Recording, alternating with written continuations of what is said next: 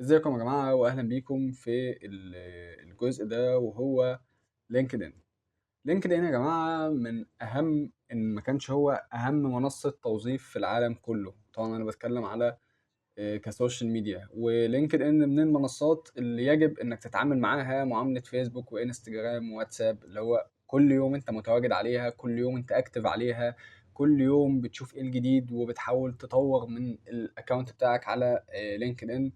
ولينكد ان اكتر منصة بتساعدك انك تلاقي وظيفة سواء فول تايم، او تساعدك انك تلاقي شغل فريلانس، او تساعدك انك تعرف ناس من نفس مجالك، او لو عايز تسافر بتساعدك انك تعمل كونكشنز مع ناس من دول تانية، اتش ار بقى او سي اوز لشركات من دول تانية لو انت حابب انك تسافر او هكذا.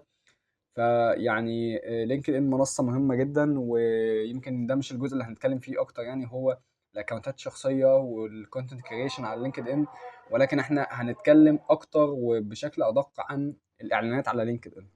الاعلانات على لينكد ان بدات تاخد سكيل كبير قوي في الماركت يعني من فتره. وخلينا نقول ان اعلانات لينكد ان مش مناسبه لكل الناس ومش مناسبه لكل الاندستريز. يعني احنا مثلا على ميتا، فيسبوك تحديدا ممكن نشتغل لاي حاجه وكل حاجه. انستجرام حاجات اقل شويه بنهتم بيه اكتر بالفاشن والاكسسوارز والحاجات دي. ممكن على تيك توك بنعمل الحاجات اللي ليها علاقه بالترفيه او الاستهلاك. وكل منصة بشكل عام بيكون ليها يعني سيجمنت معين بنتارجته عليه. خلينا نقول ان لينكد ان من المنصات اللي اغلب التارجت عليها هي بتكون اعلانات وظائف، او اعلانات هدفها بي تو بي، او اللي هي بزنس تو بزنس. انت بتقدم خدمه او بتقدم منتج بيخدم اكتر او بيناسب اكتر البيزنسز او الشركات. يعني مثلا انا مثلا كاحمد مثلا ممكن اكون انا بقدم خدمه زي ان انا ممكن اراجع مثلا السيفيهات بتاعت المتقدمين للوظائف، وعلى اساس المراجعه دي بقدم لهم السيفيهات الكواليفايد مثلا. ده انا كاحمد بقدم الخدمه دي، فدي خدمه ينفع اقدمها للشركات في شكل خدمه، فاعلان لينكد ان هيكون مناسب اكتر. ممكن كمان ان انا اكون انا سوفت وير ديفلوبر مثلا، وانا عندي ابلكيشن هو بيعمل الخدمه دي بتلقاء نفسه. يعني هو بتدخل له اللينك مثلا في مجموعه من السيفيهات، هو بياخد السيفيهات دي يعمل لها فلتريشن ويطلع لي السيفيهات الكواليفايد. فده منتج، ده منتج انا اقدر ابيعه. طب انسب مكان ابيعه فين؟ ابيعه هنا على لينكد ان، لان احنا زي ما قلنا دي اكبر منصه توظيف في العالم. فخلي بالك ان لينكد ان اكتر اعلانات بنشتغلها عليه هي البي تو بي. ممكن مثلا اكون ديجيتال ماركتنج ايجنسي وعايز اتارجت فئه معينه، عايز اعمل لها ماركتنج كامبين او استراتيجي او كونتنت كريشن وهكذا، فبروح للناس دي برضو على لينكد ان. علشان كده بتلاقي ان اعلانات لينكد ان من اغلى الاعلانات على السوشيال ميديا، او من اغلى الاعلانات بشكل عام على النت بشكل عام يعني. لان هو زي ما قلنا دايما الغرض منه هو بيكون بي تو بي. طيب عايزين نعمل اعلان وعايزين نعمل اكونت اعلاني ونشوف الكامبين ونشوف الاستراكشر بتاعه الكامبين عامله ازاي. ولينكد ان يمكن يكون مختلف شويه عن باقي المنصات. يعني احنا دايما انا بقول ان ادراكك لمنصه معينه او المايند سيت بيساعدك انك تشتغل في اي مكان بصراحه. يعني انت لو حد فرمت ميتا خلاص كفيسبوك وانستجرام، مش هتلاقي صعوبه خالص انك تشتغل تيك توك او سناب شات. طبعا كل منصه من دول ليها الجوريزمز معينه بتشتغل بيها، ليها فورمات معين بتشتغل بيه، ليها شكل كونتنت معين بتشتغل بيه، بس في النهايه المايند سيت بتاعت الماركتنج واحده. الكلام هنا بقى في لينكد ان مختلف شويه، لان زي ما قلنا هي منصه موجهه اكتر بي تو بي. طيب خلينا نبدا كده على بركه الله. انت بتيجي على اكونتك عادي، وخليني اقول لك بس ان الاعلانات بتتعمل ل يعني كل اكونت بيكون خاص بشركه معينه او بصفحه معينه، ايا كان بقى الصفحه دي بتقدم فيها ايه يعني. لكن خلينا نقول انت بتيجي هنا عند للشركات، وبعدين بتيجي عند الاعلان وبتدوس عليه، وهو هنا بينقلك للكامبين مانجر اللي هو ده. طيب احنا هنبدأ نكريت اكونت من الاول خالص اهو. يعني خلينا نبدأ مع بعض كده. ادي الاكونت نيم، فهنقول له احمد هشام. وهنا بقى ابدأ ان انا احط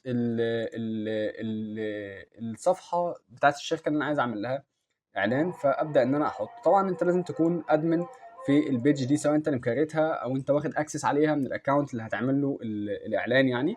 فهنيجي هنا نختار، انا مثلا هختار دي، اقول له خلاص انا اخترت دي، وابدا ان انا اختار الكرنسي بتاعتي اللي هو العمله اللي هتحاسب بيها. هو باي ديفولت كده بيبقى مختار الدولار، انت ممكن تغيره للعمله اللي انت عايزها، ممكن تدفع بالجنيه المصري عادي اي جي بي اهو، لكن انا هخليني زي ما انا بالدولار. فانا كده اخترت العمله، اخترت اسم الاكونت، واخترت الاكونت او البيج اللي هكون مربوطه بيه، وابدا ان انا اقول له اجري كريت اكونت. بلاقي ان هو كده خلاص بيقول لي سكسسفولي انت كده عملت الاكونت بتاعك، يلا نبدا نشتغل. فانا اقول له ليتس جيت ستارت. هو ده كده شكل الكامبين مانجر بتاعنا، ويمكن شكله ما يكونش مألوف بالنسبه لنا قوي، لكن مع الوقت ان شاء الله نبدا نتعود على ليه. وخليني اقول لكم ان يعني لينكد ان مختلف شويه عن بقيه المنصات. يعني مثلا خلينا نقول احنا في ميتا بنلاقي ان احنا عندنا اول حاجه كامبين. الكامبين دي ممكن يبقى جواها اكتر من جروب او مجموعه اعلانيه، وجوه كل جروب في اعلان ادسد باكتر من اد. يعني انا ممكن مثلا اعمل كامبين دي هدفها والله الانجيجمنت، عايز كامبين هدفها التفاعل. الكامبين دي هعمل جواها جروبين او مجموعتين اعلانيتين، واحد مثلا لمنتج، واحد لمنتج تاني. طيب جوه بقى كل جروب من دول انا هبدا اعمل اتنين اد، واحد فيديو وواحد صوره، ده في الجروب الاولاني. الجروب التاني هستخدم نفس الكرييتيف، وليكن مثلا هي نفس الصوره بس بكونتنت مختلف، وهكذا. في لينكد ان بقى الموضوع مختلف شويه. الموضوع عندنا بيبدا بالجروب الاول، يعني هو الجروب بيبقى جواه كامبين مش العكس، وفي النهايه بيبقى فيه اد احنا بنشتغل عليه. طبعا هو بيديك حاجات يعني راندوم كده اول ما بتفتح، الحاجات دي كلها مش لازمانه. احنا عايزين ان احنا نبدا ان احنا نكريت كامبين من الاول فروم اي تو زي، فانا هشيل الكلام ده كله، مش هيبقى لازمني في حاجه. تمام، بعد كده هخش على الخطوه الثانيه، او هي الخطوه الاولى بعد ما بكريت الاكونت، هو ان انا اضيف طريقه الدفع. طبعا لينكد ان مفيش فيه فوري باي، ومفيش فيه الكروت المحليه زي ميزه او الكروت البريبيد، ولا فيزا فودافون كاش ينفع تستخدمها، ولا اي ديبت او بريبيد كارد بشكل عام. انت لازم تستخدم كريدت كارد. فانت هتيجي هنا عند الاكونت سيتنج، وبعدين تروح عند البيلينج سنتر، يبدا ان هو يقول لك على طول، هتلاقي هو حتى كاتب اد كريدت كارد، هو مش بيقبل غير الكريدت بس للاسف يعني. فبتبدا عادي كده انك تحط اسم البيزنس بتاعك، البلد، العنوان، المدينه، الشارع، الزيب كود، وهكذا، وتبدا انك تعمل سيف، وتبدا انك تدخل معلومات الكريدت بتاعتك. فهي دي للاسف انت مش بتعرف تشتغل غير بكريدت كارد. بس خلينا نقول انك لو بتشتغل لعميل فهو كده كده يعني غالبا بيبقى معاك كريدت كارد، انت كده كده بتشتغل ببيانات الفيزا بتاعت العميل، فهو ده مش هتلاقي فيه مشكله. لكن لو بتشتغل مع نفسك انت، وانا اعتقد ان ده صعب انك تعمل اعلان لنفسك على لينكد ان، فان شاء الله الجزء ده مفيش مشكله انك بتشتغل كده كده بالكريدت بتاعت العميل يعني، خلينا نقول. فخلينا نرجع تاني نشوف الكامبينز بتاعتنا هنبدا ان احنا نشغلها ازاي. انا هاجي هنا عند الجروب دي الاول، فهروح اقول له هنا عند كرييت، واقول له اعمل لي كامبين جروب الاول كده، وابدا ان انا اسميها مثلا اي حاجه. والله انا قلت مثلا انا بعمل كامبين الجروب دي هدفها نقول الترافيك مثلا. تمام، وبخلي السيتس بتاعتها اكتف او درافت. طبعا انت بتخليها اكتف، انا طبعا مش هنشتغل فانا هخليها درافت عادي. وابدا ان انا اختار الجروب اوبجيكتيف. الاوبجيكتيف بتاعي ايه؟ الهدف بتاعي من الكامبين دي انا عايز ايه. ولو جيت تبص هتلاقي هم تقريبا نفس الاهداف. ممكن تعمل اول حاجه اويرنس. اعلان الاويرنس ده هو اللي بنعمله على فيسبوك وعلى انستجرام وعلى سناب شات وعلى اي حاجه في الدنيا. اعلان الاويرنس اللي هو اعلان بغرض التوعيه. بغرض التوعيه ازاي؟ يعني انا بقول لك ان انا هاخد الاعلان بتاعك ده هوصله لاكبر قدر من الناس مهتمين بالاعلان بتاعك، بس انا مش هضمن لك ان هو يجيب مثلا ريتش كويس او سوري يعني يجيب انجيجمنت كويس، او الناس تعمل كومنتس او تعمل شير او الكلام ده كله. لا، انا هجيب لك اويرنس. يعني ايه؟ يعني هوصله لاكبر عدد من الناس يشوفوا الاعلان بتاعك. تمام. الفئه الثانيه بعد كده هي الكونسيدريشن، ودي اعلانات باهداف مختلفه بس برضو كلنا عارفينها. اول حاجه هو الويب سايت فيزيتس. الويب سايت فيزيتس يعني ايه؟ يعني انا هعمل اعلان مثلا ان انا للويب سايت بتاعي، للمدونه بتاعتي، للموقع بتاعي اللي ببيع فيه منتجات، ده بشكل عام بقى، مش بتكلم عن لينكد ان. ده الهدف او الاوبجكت بتاع الويب سايت فيزيت. والله هعمل توتوريال شرح معين على اليوتيوب شانل. والله انا الكورس بتاعي ده رفعه على منصه معينه، فانا عايز اعمل ويب سايت فيزيت ان هم يروحوا للويب سايت اللي عليه الكورس بتاعي عشان يشتروا، وهكذا. هو ده اعلان الويب سايت فيزيت. يفرق ايه عن اعلان الويب سايت كونفرجن؟ هنتكلم عليه لما نوصل. لكن هو ده الويب سايت فيزيت بشكل عام، هو ان انا بقول لينكد ان هات لي الناس من على المنصه بتاعتك اللي هي لينكد ان واديهم للمنصه او لللينك اللي انا هديهولك. اللينك ده ممكن يبقى موقع، مدونه، ستور اونلاين، بوست في منصه ثانيه، يوتيوب تشانل، ايا كان. تمام. بعد كده عندي اوبجكت تاني هو الانجيجمنت. الانجيجمنت اللي هو ايه؟ الانجيجمنت ده اللي هو انا بطلب من اللينكد ان انه يوصل لي الاعلان بتاعي، الناس تتفاعل مع الاعلان بتاعي. والتفاعل ده مش المقصود بيه اللايك والشير والكومنت، لا، ممكن يبقى فيه لينك فبدوس عليه، ممكن ان انا افتح الاعلان اصلا فده بيتحسب تفاعل. فالانجيجمنت هدفه ان انا اعمل يعني سوشيال انجيجمنت مع المتابعين بتوعي او مع الناس اللي انا عايز اوصل لهم الاعلان بتاعي. لايك، شير، كومنت، يعملوا ريشير تاني يعني زي ما نقول كده للبوست، يبداوا ان هم يخشوا على اللينك اللي موجود فيه وهكذا. المهم انه بيحصل نوع من انواع التفاعل، وهي دي هدف اعلانات الانجيجمنت. عندي بعد كده الفيديو فيوز. والفيديو فيوز اعلانات واضحه من اسمها، ببقى عايز ازود مشاهدات الفيديو بتاعي، فدي حاجه مش محتاجه اي حاجه. هو اعلان الفيديو فيوز ثابت في كل المنصات اصلا، بترفع الفيديو وبتبقى عايز مشاهدات للفيديو ده. واعلانات المسجنج اللي هي اعلانات الرسائل. طيب بعد كده عندي الكونفرجن. الكونفرجن هلاقي عندي 3 حاجات، حاجتين منهم انا اتعرضت لهم قبل كده، بما ان انا راجل بقى سوشيال ميديا سبيشالست او ميديا باير او يعني ماركتنج مانجر او ايا كان البوزيشن بتاعي، فانا كده كده عديت 100 مره على اعلانات الليد جنريشن والكونفرجن، سواء بقى على جوجل، على فيسبوك، على انستجرام، على سناب، ايا كان. الجديد بالنسبه لي هو اعلانات الجوب. اعلانات الجوب ده طبعا بما اننا في لينكد ان، واحنا قلنا لينكد ان اكبر منصه توظيف في العالم، فده اعلان بيبقى غرضه واضح جدا من اسمه يا جماعه، هو ان انا بعمل اعلانات توظيف. انا بعمل اعلانات توظيف، فده الاوبجكت بتاع الجوب. عندي بعد كده 2 تانيين وهم الليد جنريشن والويب سايت كونفرجن. خلينا نقول الاول ايه هو الليد جنريشن. الليد جنريشن ده انا بعمل اعلان هدفه ان انا اجمع داتا. هدفه ان انا اجمع داتا، يعني بعمل اعلان بيظهر فيه فورم. الفورم دي العميل المهتم يخش يملاها، وانا بعد كده ببدا ان انا استخدم الداتا دي. الداتا دي ممكن تبقى الايميل بتاعه، رقم موبايله، تاريخ ميلاده، ايا كان نوع الداتا اللي انا محتاجها. انا النهارده مثلا لو انا مثلا خلينا نقول انا شركه مثلا حلويات، بعمل تورت مثلا وجاتوهات، فبعمل اعلان هدفي ان انا اجيب منه الاعياد الميلاد او تاريخ الميلاد بتاع العملاء. طب هعمل بيهم ايه؟ والله انا هاجي قبل اعياد ميلادهم وابدا ان انا استهدفهم. انا عندي عروض كويسه جدا على التورت مثلا، عندي عروض كويسه جدا على الساليزو او الجاتو او الحاجات دي. ده ممكن اعمل اعلان ليد جنريشن. اكتر حاجه بنشتغل فيها في الليد جنريشن هي العقارات، لان طبعا مفيش حاجه اسمها انزل الشقه مثلا او الفيلا في كومباوند ما واقول عرض خاص لفتره محدوده. لا، انا مش ببيع ملابس، انا ببيع عقارات. فبالتالي ابدا ان انا اعمل ليد جنريشن. ليد جنريشن يعني ايه؟ يعني انا بعمل الاعلان بتاعي عادي جدا، ولو انت مهتم تشتري او لو انت مهتم تعرف اكتر تقدر تملى الفورم واحنا نتواصل معاك، وابدا اخد الداتا بتاعتي دي واتواصل معاه. بعد كده موظف السيلز بيتواصل معاه وهكذا. فهي دي ببساطه اعلانات الليد جنريشن. انا بجمع داتا بستخدمها بعد كده في عمليه السيلز.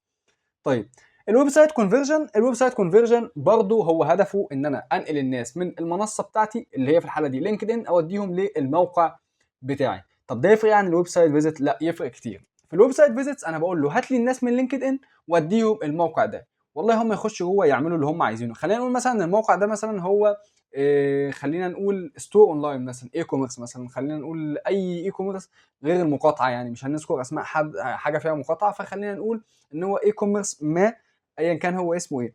فلو انا قلت له اعمل لي اعلان ويب سايت فيزيتس، فهو هنا لينكد ان يعمل ايه؟ لينكد ان ياخد الناس من لينكد ان يوديهم الاي كوميرس ستور ده او يوديهم الويب سايت ده بس، وكده خلاص مهمته انتهت. لكن الويب سايت كونفرجن انا بقول له خد الناس من لينكد ان وديهم الستور ده وخليهم يعملوا اكشن معين. خليهم يعملوا اكشن معين ازاي؟ خليهم مثلا يوصلوا لصفحه اد تو كارت، او خليهم يوصلوا لصفحه شكرا لاتمام عمليه الشراء، او خليهم مثلا يوصلوا لصفحه فيها منتج معين. فانا هنا بقول له ما تحاسبنيش بس على ان الناس تروح للموقع، لا، ده كده لو انا عايز اعمل ويب سايت فيزيتس. لكن انا عايز كونفرجن، اقول له حاسبني على كل عمليه انا بحددها او كل حدث انا بحدده. لما العميل بتاعي يعمل الحدث ده او يدوس على الزرار ده او يخش على الصفحه دي، يبقى هو كده عميل كونفرجن. يبقى باختصار الويب سايت فيزيتس انا بودي الناس من المنصه للموقع بلا هدف. الويب سايت كونفرجن انا بودي الناس من المنصه للموقع بهدف معين واجراء معين انا عاوزهم ياخدوه. ده باختصار وببساطه هي الاعلانات اللي موجوده عندنا او الاوبجيكتيف اللي موجود عندنا في اعلانات لينكد ان. خلينا نختار اي واحد، يعني خلينا نقول مثلا والله الويب سايت فيزيت مثلا، انا هختاره ونبدا ان احنا نعمل الاعلان فيه. تمام، انا كده اخترت الاوبجكت. بيجي بعد كده عند الجروب بادجت. فانا هنا ببدا ان انا اختار الجروب بتاعتي، الحمله هتشتغل قد ايه، هل هي يعني هتشتغل تلقائي بمجرد التاريخ اللي انا احطه، ولا احط مثلا تاريخ بدايه وتاريخ نهايه، ولا اعمل ايه. انا مثلا خلينا نقول انا عايز ابدا الحمله بتاعتي، خلينا نقول هنا كده هبداها من يوم 31/3 مثلا. هقول له ابدا لي الجروب ده بتاع الكامبين دي من يوم 31/3، وابدا ان انا اقول له كرييت. الاقي هنا على طول ان هو عمل لي الجروب كامبين بتاعتي اهي، اللي هي سميناها ترافيك، اللي هي اعلان بغرض الزياره، وعملناها ويب سايت فيزيت زي ما قلنا، وهو ده الجروب بتاعي. فابدا ان انا اخش على الجروب كده.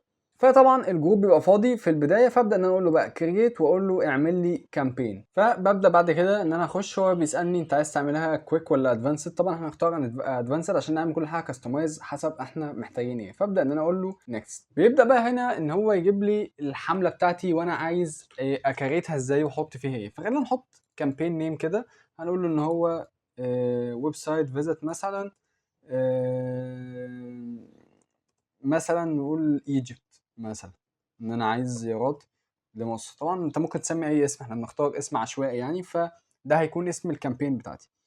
بعد كده نيجي بقى عند الاودينس. الاودينس بقى هم مين؟ هم الناس اللي انا عايز اتارجتهم، الناس اللي انا عايز استهدفهم. فهو بيبدا يسالني انت عاوز اول حاجه الناس دي فين، عاوزهم فين. فانا باجي اقول له هنا كده، وابدا ان انا اقول له هو مثلا مختار مصر تلقائي، فانا اقول له مثلا انا عايز مثلا سعوديه مثلا، سعودي أرابيا بالضبط كده. هاقول له أنا عايز مثلًا دي. حد تاني يقول لك لأ والله أنا عايز مثلًا USA مثلًا، أنا باستهدف أمريكا، فأبدأ إن أنا أضيف USA وهكذا. تبدأ إنك تتارجت حسب الaudience بتوعك. فإحنا خلّينا نشتغل عادي، هنقول له مثلًا مصر عادي أهو، سوري، هاقول له مصر. ممكن أبقى عايز أتارجت حاجة جوّه مصر بعينها زي كايرو، الجيزة، الإسكندرية، الدقهلية، أيًا كان.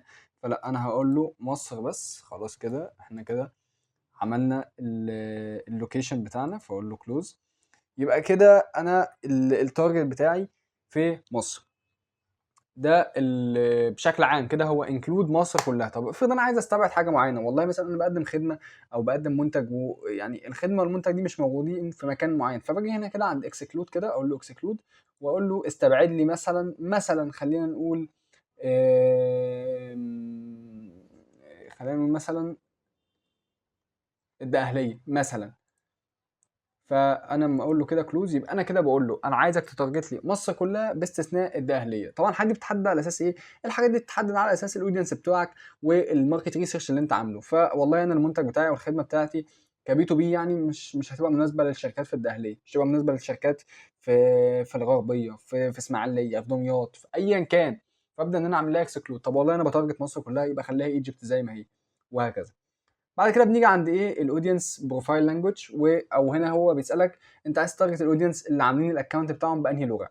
بكل اسف هو مش هينفع تختار اكتر من لغه، فانت بتختار يا عربي يا انجلش. فيعني انت كده فوق عندك هتلاقي عربك مثلا، دي اول حاجه، يا اما بتخليها على انجلش. فهو بكل اسف ما بينفعش تختار الاثنين، انت بتختار حاجه واحده بس منهم. فخلينا انا هسيبها على الوضع الستاندرد ده، انا هخليها انجلش زي ما هي. بعد كده بقى بنروح لحته مهمه جدا، وهي التارجت اودينس بتاعك بشكل ديتيلد قوي. يعني احنا عايزين نضيق شويه، نعمل نارو اودينس. يعني ايه؟ يعني نضيق الاستهداف شويه، مش مصر بس واستبعد الدهليه بس واللي عاملين بروفايلاتهم انجلش بس. لا، احنا عايزين نعمل نارو اودينس. طيب ببدا ان انا اروح هنا عند الاودينس، وابدا ان انا اختار الحاجات او الناس اللي انا عاوز اتارجتها. يعني ايه؟ يعني انا مثلا ممكن اروح عند كامباني مثلا هنا كده، وابدا ان انا اختار انا البيزنس بتاعي مثلا، او الخدمه او المنتج اللي بقدمه هو بي تو بي زي ما قلنا، بزنس تو بزنس. فابدا ان انا اروح اشوف ايه بقى الشركات اللي انا بتارجتها، او ايه البيزنس اللي انا بتارجتها. هل بتارجت مثلا بعدد الفولورز، ولا بتارجت بعدد الكونكشنز، ولا الكاتيجوري بتاع الشركه، ولا الاندستري بتاعت الشركه. يعني خلينا نقول مثلا الكاتيجوري اندستري، فابدا ان انا اروح عليها كده، وابدا اقول له والله انا بتارجت الشركات الخاصه بالتعليم مثلا، الخاصه بالإديوكيشن. فانا كده بقول له انا دلوقتي التارجت بتاعي هم الشركات الخاصه بالإديوكيشن. ممكن اسيبها مفتوحه، هو بيختار فيها كل حاجه، وممكن اعلم انا منها الحاجات اللي انا مش محتاجها. يعني هو هنا بيتكلم عن الاي ليرنينج، التعليم الاونلاين، الهاير اديوكيشن، التكنيكال تريننج ممكن مثلا اقول له لا مش محتاج التكنيكال تريننج مثلا، وهكذا. ممكن بقى ارجع تاني للديموجرافيكس، مثلا اقول له انا بتارجت بالعمر، مثلا اختار عمر معين، اقول له مثلا من 18 ل 24 او لحد 55 وهكذا. فلا مش محتاج مثلا الديموجرافيكس، فارجع تاني. ممكن اتارجت مثلا بالايديوكيشن، يعني ايه؟ يعني اقول له انا محتاج ناس واصله بدرجه تعليم معينه، اجي عند ديجري مثلا هنا كده وابدا ان انا اقول مثلا بكالوريوس مثلا، انا بقول له عايز بكالوريوس الناس اللي خارجين ساينس، خارجين علوم، او اللي خارجين انجينيرنج هندسه او ارتس اداب او بزنس ادمنستريشن اداره اعمال وهكذا. طبعا ده كله بيختلف حسب الاودينس بتوعي وعلى حسب الخدمه بتاعتي والمنتج بيتارجت مين. طيب نرجع تاني، مش عايز education، عايز job experience. job experience ازاي؟ يعني انا محتاج job title معين، فانا هخش مثلا على الجوب تايتل دي واقول له انا عايز مثلا الناس اللي بتشتغل في الديجيتال ماركتنج مثلا، فاقول له ماركتنج مثلا، يبدا ان هو بقى يعمل لي ريكومنديشن لحاجات، فانا اقول له انا محتاج ماركتنج سبيشالست مثلا. فانا كده ببدا اقول له ان انا الاعلان بتاعي ده موجه عايزه يروح للماركتنج سبيشالست بس، هم دول اللي عايزهم يشوفوا الاعلان بتاعي. طيب ممكن اتارجت بايه تاني؟ خلينا نرجع تاني هنا كده للجوب اكسبيرينس. ممكن اروح عند مثلا عدد السنين، مثلا اللي هو الييرز اوف اكسبيرينس. والله انا محتاج مثلا بعمل اعلان توظيف والهدف بتاعه ان انا عايز موظف اقل حاجه خبره 3 سنين، فانا بتارجت ان الاعلان بتاعي يشوفه بعدد السنين. اخر حاجه موجوده عندي هي الانترستس، الاهتمامات. انا بتارجت بالاهتمام، يعني ايه؟ يعني مثلا ممكن اروح عند ممبر انترستس كده وابدا ان انا اقول له انا بتارجت بجنرال انترستس ولا سيرفيس ولا برودكت. لا انا جنرال انترستس مثلا، فابدا ان انا اروح كده واقول له انا عايز الناس اللي مهتمه بالفاينانس مثلا، بالفلوس والايكونومي والاقتصاد، او الناس اللي مهتمه بالصحه، او الناس اللي مهتمه مثلا بالماركتنج والادفرتايزنج وهكذا. كده انا ببدا ان انا اعمل زي ما احنا شايفين كده تارجت، وابدا ان انا اكون دقيق قوي في الاستهداف بتاعي. ده كده انا عملت اللي هو النارو اودينس. ممكن اعمل اكسكلود من جوه النارو اودينس دول، يعني ايه؟ مش انا مثلا قلت ان انا بستهدف الناس في مصر اللي مهتمه بالماركتنج، فباجي هنا كده مثلا اروح عند الممبر انترستس مثلا كده وابدا ان انا اقول له الجنرال انترستس برضو، وابدا ان انا اجيب الناس مثلا انا عايز استبعد حاجه معينه، فباجي هنا عند الماركتنج مثلا وببدا اقول له ان انا عايز استبعد بتوع او الناس الخاصه مثلا يعني بالماركتنج تكنولوجي، انا مش عايزك تتارجت لي دول. يبقى انا كده قلت له الاودينس بتوعي انا عايزك تعمل لي النارو دول الناس المهتمه بالديجيتال ماركتنج، وتعمل لي اكسكلود لناس معينه. الناس المعينه دي اللي هم مين؟ اللي هم المختصين بالماركتنج تكنولوجي. كده انا التارجت بتاعي يبقى واضح وباين قوي كده. انا بقول له تارجت لي الناس اللي في جوب تايتل ماركتنج سبيشالست، او الناس اللي شغالين في الماركتنج والادفرتايزنج، في التسويق وفي الاعلان. بس اكسكلود بقى من ضمن الناس دول، استبعد لي المهتمين بالماركتنج تكنولوجي. كده انا متارجت بدقه جدا والاستهداف بتاعي عارف رايح فين، لان انا كده قلت له اهو. لو خلينا نبص بالاول كده، انا بتارجت مصر كلها باستثناء الدقهليه. الناس اللي عاملين الاكونت بتاعهم انجلش ممكن اختار عربي وهكذا. طب التارجت اودينس بتاعك بدقه انا محتاج الناس اللي بتشتغل في الماركتنج والادفرتايزنج، بس استبعد لي منهم اللي بيشتغلوا في الماركتنج تكنولوجي وهكذا. كده ابقى انا عملت يعني اودينس مظبوط ودقيق جدا، وكده الخدمه بتاعتي او المنتج بتاعي عارف هو رايح فين من خلال الاعلان. طيب ممكن اسيب الاودينس دول عشان احتاجتهم بعد كده، فاجي هنا عند سيف اودينس كده وابدا ان انا اقول له اسميهم مثلا إيه، خلينا نقول ماركتنج اودينس.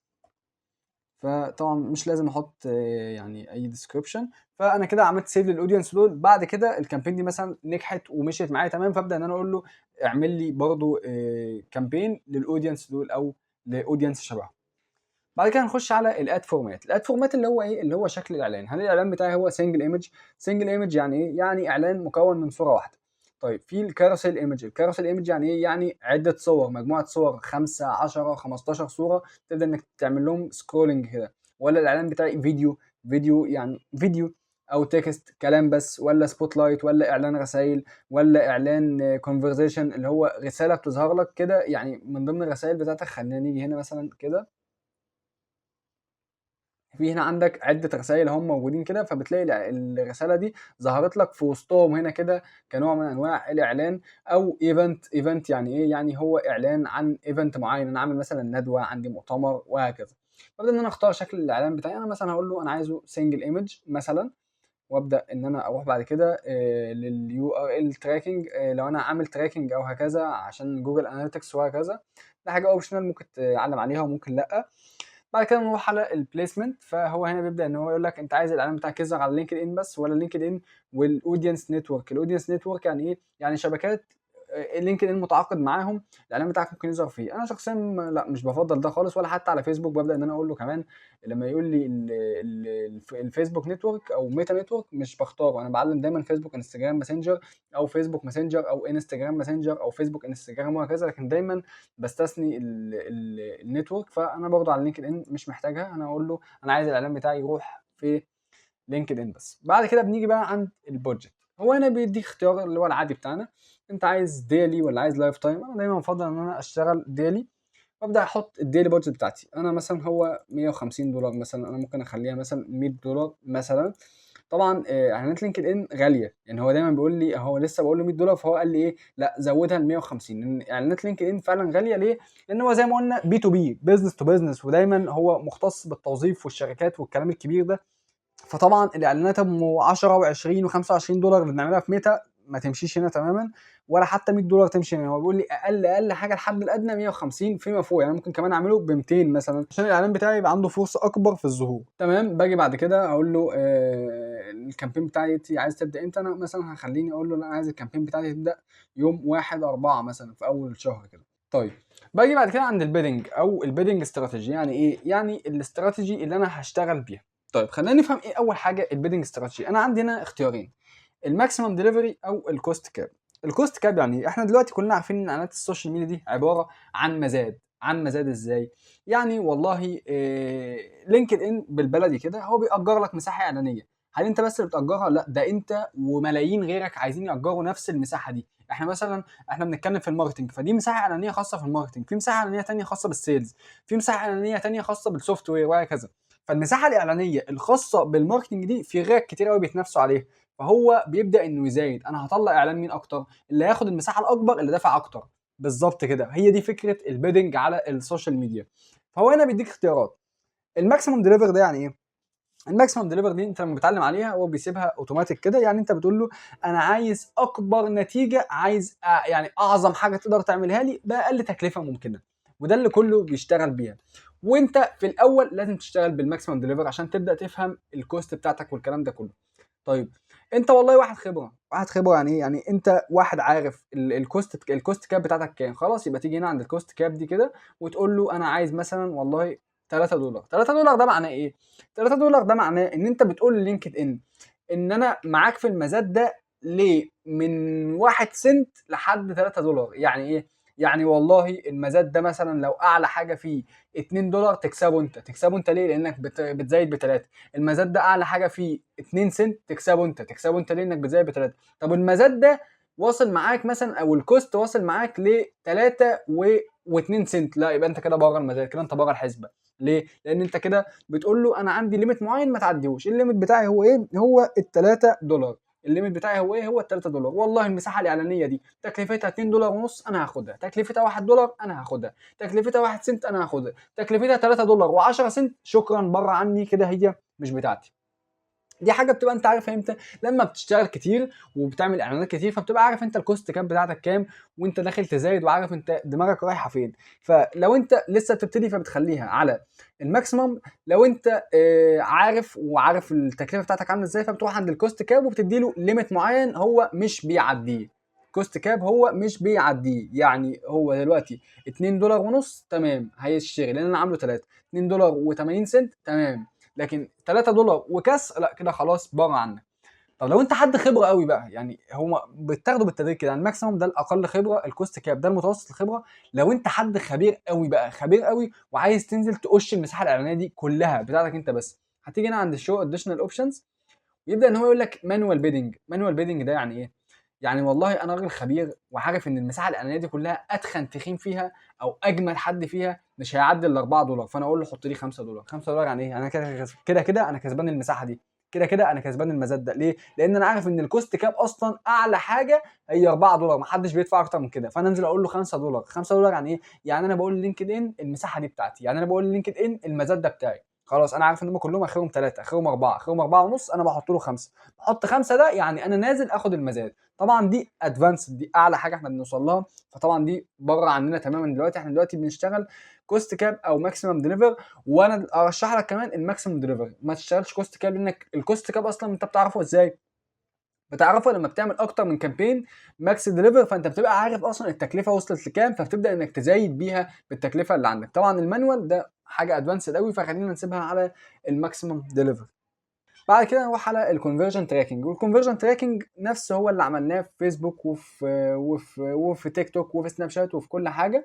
لو انا عامل اعلان كونفرجن، انا مثلا في الحاله دي انا عامل اعلان ويب سايت عادي مش اعلان كونفرجن، فانا مش محتاجه، فابدا ان انا اقول له نيكست، وابدا ان انا اقول له سيف. بعد كده بيبدا ان هو يسالني انت عاوز تعمل ايه. والله انت عاوز تختار بوست من البيج بتاعتك يظهر فيه، ولا عايز تعمل كرييت نيو اد. طبعا ده بيكون على حسب انت محتاج ايه. ممكن نيجي هنا مثلا نقول له كرييت او نختار بوست معين ونبدا ان احنا ناخد بوست. فمثلا هنا بيبدا ان هو لو البيج عليها بوستات مثلا، يبدا ان هو يظهر لي البوستات بتاعتي اللي عندي، وابدا ان انا اختارها لو ينفع ان انا اختارها، وابدا اعمل اعلان. طب لا انا مش عايز اختار بوست معين، انا والله عاوز اعمل ايه، انا والله عايز اعمل اعلان بنفسي، فاقول له كرييت نيو اد. ببدا هنا بقى ان انا احط الاعلان بتاعي، يعني مثلا الاد بتاعي، فانا هقول له مثلا اشترك. هو ده مثلا الاد نيم بتاعي بتاع الاعلان، اشترك في كورس اعلانات. طبعا هي لينكد ان اللي كتبناها بالانجلش دي لخبطت الدنيا شويه، خلينا نخليها عربي. لينكد ان بس كده. يبقى كده اشترك الان في كورس اعلانات لينكد ان بخصم 50%. خلينا نعمل سبيس كده، سوري، بس كده. يبقى هو كده ده ال النيم بتاع الاعلان. طيب باجي هنا عند الاعلان كده، ابدا ان انا اقول له مثلا ده اعلان ايه، اعلان لينكد ان مثلا. طيب بعد كده ابدا ان انا اروح عند التكست بتاعت الاعلان، فانا هقول له مثلا التكست ده اشترك الان في كورس اعلانات لينكد ان بخصم 50%. طيب بعد كده ابدا ان انا احط اللينك. فانا هجيب لينك ايه مثلا؟ ممكن اجيب لينك، والله يعني احنا كده كده بنجرب. هجيب لينك الاكونت بتاعي واقول له هو ده اللينك اللي انا عايزهم يروحوا. يبقى هو ده كده الاسم بتاعي. طبعا انت بتختار الكلام ده على اساس الكامبين بتاعك، تحط بقى اللينك الموقع اللي انت عايزهم يروحوه، بتحط التكست بتاعك اللي الكوبي رايتر كاتبه وهكذا. بعد كده بنبدا ان احنا نروح عند الايمج، فهنعمل ابلود كده لاي حاجه. خلينا نختار معاكم برضو، نقول له مثلا اختار مثلا، ما فيش قدامي غير الصورة بتاعتي دي، مع سوري يعني هنختارها، وابدا ان انا اقول له سيلكت، فيبدا ان هو يظهر لي الصورة دي. بعد كده ابدا ان انا احط بقى الالت تكست بتاعتي، فاقول مثلا كورس اعلانات. بعد كده ابدا ان انا احط الهيدلاين بتاعي اللي هو مثلا ده كده يبقى شكل الاعلان. الديسكريبشن بقى بتاعي يعني احنا بنكتب اي حاجه طبعا، ممكن اخد اي ديسكريبشن، خلينا نفترض ان ده الديسكريبشن يعني. ابدا ان انا احطه هنا مثلا. وبعد كده بيبدا ان هو يسالني ايه الكول تو اكشن انت عايز تحطه. والله مثلا عايزه ابلاي مثلا، او عايزه ريجستر مثلا، عايزه يسجل عشان يشترك في الكورس، او عايزه يعمل جوين ينضم. انا هخليه مثلا جوين. وده كده بيبقى شكل الاعلان بتاعي على الديسكتوب، وده كده شكله على الموبايل. خلينا نشوفه برضو اهو، ده شكله على الموبايل. هو مجرد ما هيدوس هنا كده يبدأ ان هو ينقله للصفحة بتاعتي اللي هو انا حاططها له. فده كده شكل الاعلان، فاقول له تمام والله سيف اد. كده انا عملت الاعلان بتاعي خلاص، والاعلان بتاعي كده بقى جاهز للنشر. فباجي هنا انا اقول له نيكست، وابدا ان انا اعمل لونش للكامبين بتاعتي، وابقى انا كده قدرت ان انا اعمل اعلان كامل على لينكد ان بهدف ويب سايت فيزيت. ممكن انت بقى يعني كلهم بنفس الطريقه تبدا انك تشوف الاوبجكت بتاعك، انجيجمنت، اويرنس، فيديو فيو، ليد جنريشن، وهكذا. تبدا انك تكريت الاعلان بنفس الطريقه برضه.